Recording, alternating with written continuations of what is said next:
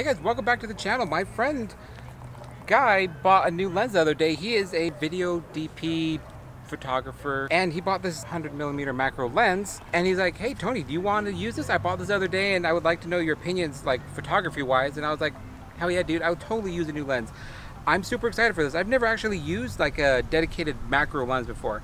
I told you guys in past videos where I had like the 70 to 200, it was like a macro zoom type of lens. It kicked the bucket. So I'm excited because I'm normally a wide angle type of photographer with my street, but this is a up close and personal. I mean, you guys already know what a 100mm lens does. So I'm gonna insert some pictures, do some voiceover kind of stuff, and I'm gonna let you guys know what we're doing. And right now we're at Liberty Park and I'll show you guys the pictures now.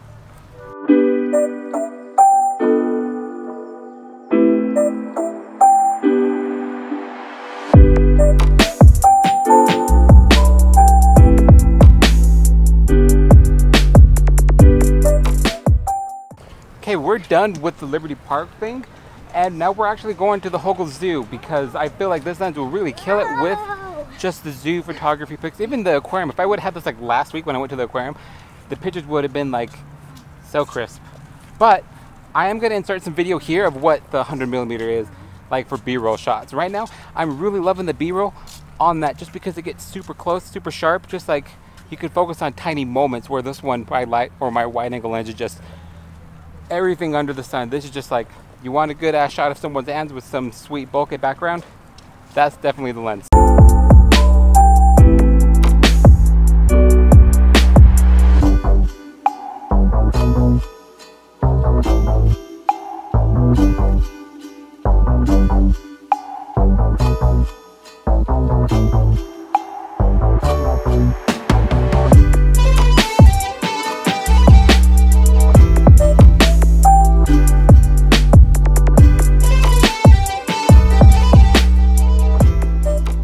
Two of us right now. It's potty break. We just got to the zoo and we'll just sit and wait until they come. I don't know. Do you like the new lens?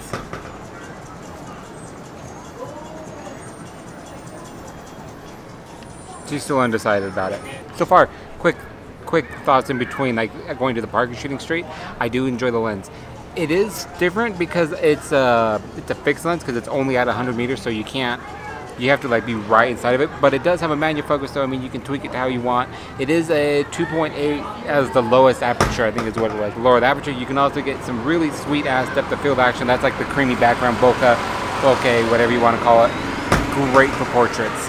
That being said, this is great for portraits. This lens is great for portraits. The one I have is good too, but if you want like a solid portrait lens, this right here would be a good one to have for like as a wedding photographer or a portrait photographer doing headshots, that kind of stuff. That would be great. Street photography wise, it is very good too. I mean, like I said, with the depth percept or the bokeh, you can get some really nice just candid shots with a creamy background. Okay, we're going to the lens now.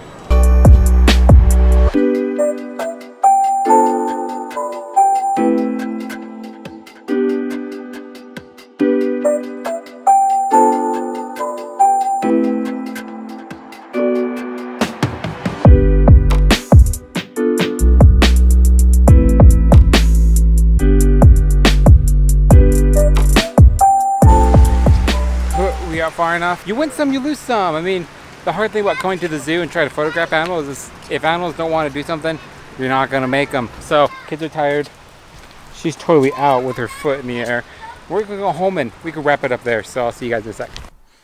Okay guys, we just got back a little bit ago. I got a chance to like change out of my clothes, relax, cool down a little bit. But I wanted to do a little video before I sign off and let you guys know what I liked, what I didn't like. When I buy it, I know you have to take this with a grain of salt because I've only used this for a few hours. So don't let this video like come across as you need to buy this lens because this and this and this and this and this. This is just the first impressions videos. Relax. But before I get started, this lens came with a bag. My Canon lens didn't come with a bag. It came with a little lens hood, but no bag. I think it's only L lenses that come with it. It just makes your camera unboxing experience a little more classy, especially when you keep them in storage. Very classy. Classy Canon. But back to what we're talking about. What I love about the Canon 100mm f2.8L lens. What I'm talking about, what I like, what I don't like, this is going to photo and video. What I don't like also goes to photo and videos. What I like, this is a sharp lens. I mean, you guys see the portraits I took with the creamy bokeh background. It's so clear and crisp and sharp. It's just so good. What else? I love the aperture on it. I mean, I love lenses with really low apertures because I like shooting in the dark. I mean, I like that as an option. I do enjoy the bokeh background, and I know when you get like a lens that can shoot a lot of bokeh for the first time, you take a lot of portrait photos that have that show the creamy background. I was not immune to it. A lot of my photos have it, but it's okay because, damn it, that bokeh is just so good. What else I love about the motor on this is so silent. When I was outside earlier and just at the park and all the kids and like park noises, I couldn't hear this thing at all unless I'm just like right next to it trying to hear it focus on stuff. I was just, yeah, I can hear it, but inside you could probably hear it if you're really searching for it. But if you're also doing that, you could probably hear my washer and dryer going off or the humming of my little mini fridge. I do like that it prefers to be in manual. It does have great Canon autofocus, but with this type of lens shooting street photography, I felt that it was better to like zone focus and then take my shots and then take my video and do all the other stuff. You know, it just makes more sense to do it like that, just personally for me. What I don't like about it, the autofocus was a little bit off. I normally like to shoot manual, like photo mode, and in video, and then with my lens I just like to keep it on autofocus because Canon does have good autofocus. It was a little blurry at times, and like I would lose focus, or it would try to focus on different things because there's so many things moving. So that's not actually against the lens. I mean, I bet if there was less things moving around that I was trying to focus on videoing, it wouldn't be that bad. But I had to be kind of nitpicky about what I didn't like about it. So that's something. It wasn't as stabilized also. That's kind of just like, I don't know if this is a separate thing I don't like about it or if it's just a continuation. While shooting with it, I mean, I wasn't running while I was shooting or jogging, walking fast, doing anything crazy. I feel like I walk pretty normal. I mean, I try to keep a perfect posture as much as I can, but I mean, I do slouch. But I did fix it by also flipping it back into manual and then just taking a more of a heel-toe type of step instead of just like normal walking. So once I figured that out, I'm like, oh yeah, if not, just make sure you pause when you take your photo or move a lot slower, because if not, your photos will be kind of warpy, wiggly, and then your photos will be kind of blurry, soft around the edges. Just go slow with this lens. What else I don't like? It's expensive. It's like less than $1,000. I mean, $1,000 lens, you get a lot of good stuff for it. But it's not a bad thing that it's $1,000. I mean, you pay. I would feel comfortable spending like this $700 or $800 for this lens.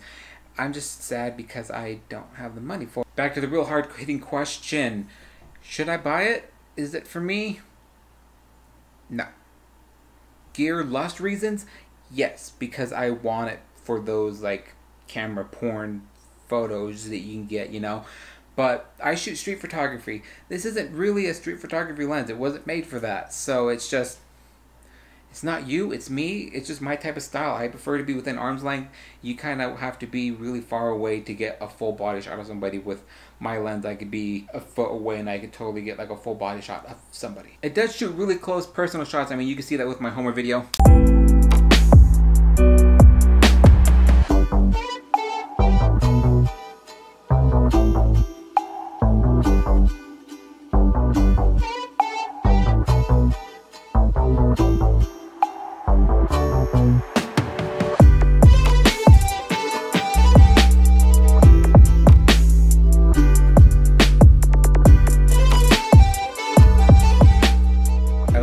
Maybe I'll incorporate him more into my videos because he's just very, it's just cool. I like him.